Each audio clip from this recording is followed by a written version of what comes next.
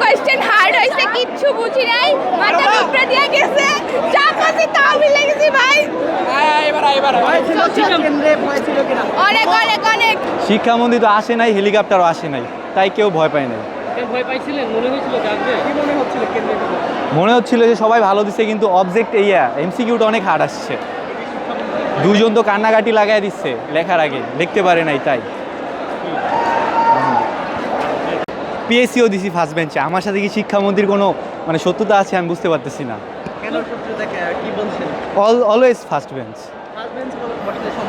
First বেঞ্চে এই যে টিচাররা সামনে থাকে, একটু বিভ্রান্তিতে পড়তে হয় লেখায়। এটাই। কেমন হয়েছে আজকে? আলহামদুলিল্লাহ ভালো। কোন অংশ বেশি ভালো হয়েছে? সাবজেক্টিভ। এমসিকিউ কেমন হয়েছে? এমসিকিউ একটু হার্ড আসছে। হার্ড আসছে।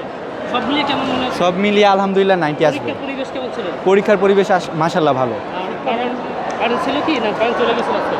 না, কারেন্ট ছিল, কিন্তু ফ্যানে বাতাস ছিল না, লাভ নাই।